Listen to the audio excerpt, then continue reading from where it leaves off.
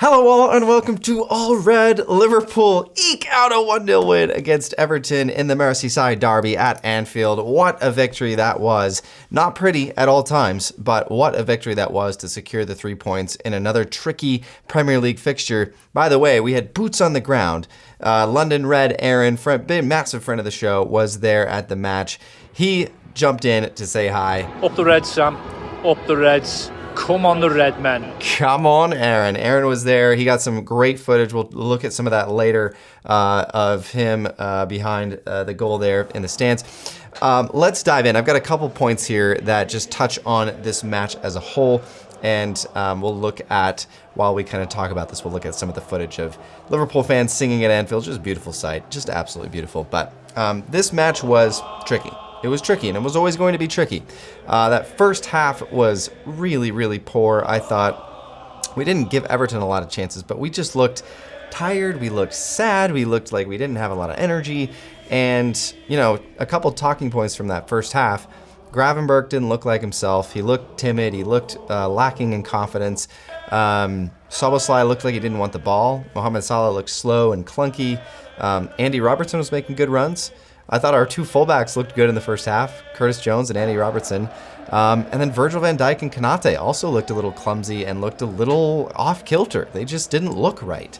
But we got to halftime 0-0, which you would kind of this season you'd peg Liverpool in the Premier League to go out and get a victory after having a draw at halftime, and that's exactly what happened. So how did we get there? Well, let's take a look at first and foremost our man of the match, Luis Diaz.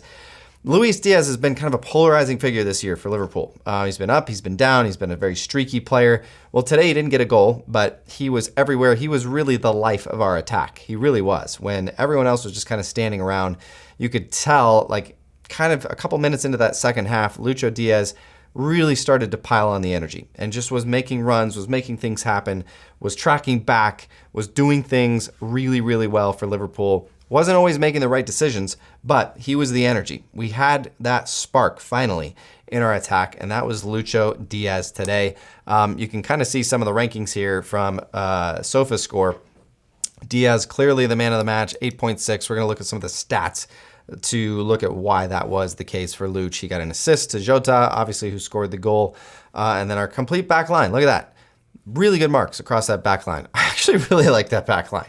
I know Everton does not have a prolific attack, but we're going to touch on that back line in a minute here because I thought they were really, really good and I really liked what I saw. Here's some of the stats here. This is why Lucho Diaz was the man of the match. He was doing kind of all the things correctly. 92% on his passing. That was really, really good. Not the best, but was really good. And we're going to touch on that in a little bit. But he was a duel winner today. 12 duels, 8 of them won. That's very, very good. Ground duels won. He won 8 out of 10. So that's why you're seeing Lucho Diaz as your man of the match. And that's just from like a general perspective. We know that Arne Slot really values that. So that's going to go a long way with Arne Slot. Lucho Diaz, really, really good. And then look at this. Van Dijk, Robertson, Curtis Jones, Jota with the goal, but a lot of our defense up here with high marks as well. And look at Curtis Jones. Look at this guy, 93% passing accuracy from that right back position, and he was winning duels. Didn't have a lot of duels, but he was winning them. He won 3 out of 5 complete duels. And then look at Andrew Robertson. Andy Robbo today was absolutely immaculate back there. 5 out of 5 duels won. That's going to get it done. And Liverpool come away with a clean sheet. We needed it badly. And we needed Diogo Jota to get back to his scoring ways, which he did, thankfully.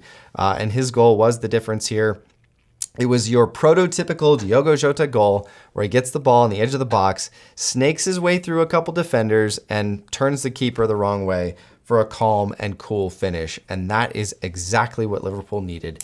It was getting to the point where in this match I was like, I don't know who's going to score. No one looks up to it. Nobody looks like they really want to. And then we just had that one surgical move by Diogo Jota, set up by Diaz, where Jota gets through, and he finishes. And that's the Premier League, guys. That's how you win games sometimes in the Premier League, scoring 1 goal, getting the clean sheet, getting out of there with a 1-0 win against Everton. Our defense was fantastic in this one. We had 1 or 2 kind of shaky moments, especially in that first half. We let a goal in, which was, of course, offsides. It was close, but hey, it was offside, so that doesn't really count. It doesn't count to the score, but it doesn't really count if you're thinking about like, well, was the defense susceptible there? No, he was offsides, and I think everybody knew it. The other thing was the little mix-up that Virgil had that probably should have been converted. I can't remember the striker who had it, but off the post should have scored. It was 1v1 with Kelleher, but Virgil looked really. I've never seen Virgil do that. It was really weird. It looked like a 9-year-old trying to boot the ball away. It was very strange. It was like Virgil's 1 lapse that he gets, 2 or 3 times a season. Hopefully there's no more, because he's had a couple. So no more, Virg. But defense overall, very good. Clean sheet. Can't ask for more than that. And I thought Kelleher was good too. Okay, this is the most interesting part of this game to me, because out of everything in this game, I thought our shining star, besides Diaz, of course, and Jota with the goal, but Curtis Jones. Do we have ourselves a new right back here? I don't know if Curtis would be up for it. But honestly, the way that he played, the energy he showed, the passion he showed, the smiles, I think he was smiling. I think he was genuinely enjoying playing right back today for Liverpool, and it did not look uncomfortable for him. I thought when I saw the team sheet, I was a little surprised. I know Slot talked about this. I thought he was kind of joking about it, but he talked about it earlier in the week. But then I was thinking, okay, no Alisson. So, Alisson is a much better passer of the ball than Kelleher. And if you put Kelleher and Kwanzaa back on that back line together, I think you're going to have real big issues. And we saw that today in Curtis Jones being able to be, he was our best passer, 93%, best out of any player on the pitch. And we needed that from him. We needed that from our right back position today. And by the way, he was good on defense. Didn't have a whole lot to do, but 3 out of 5 duels won. And he looked energetic and he was getting forward.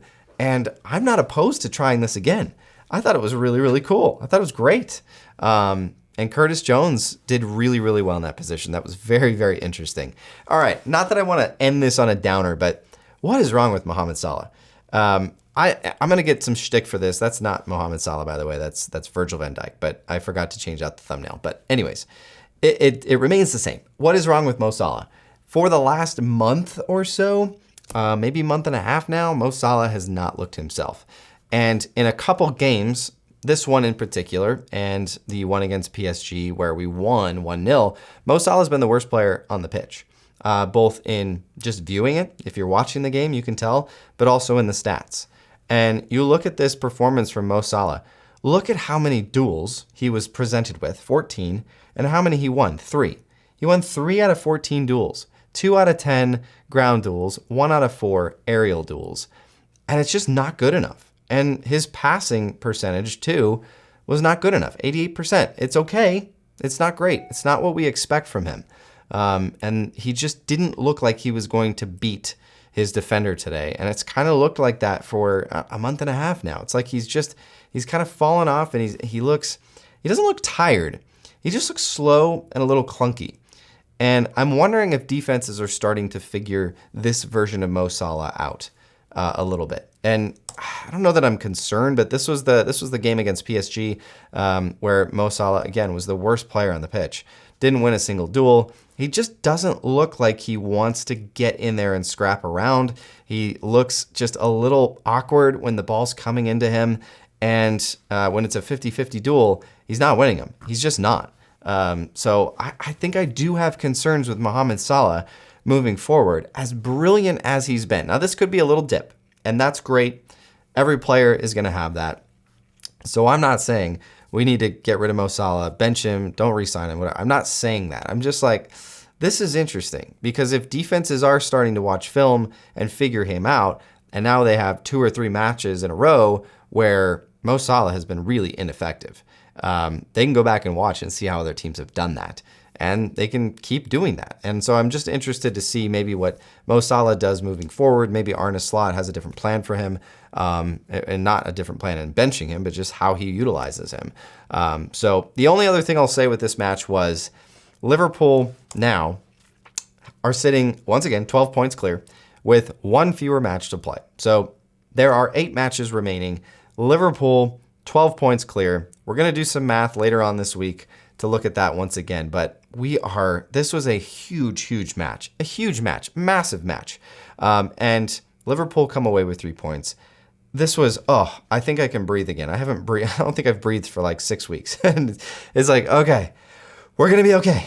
We're good. Liverpool come away with 3 points and we're in good form. We really are. If you look at our Premier League fixtures, we are in good form.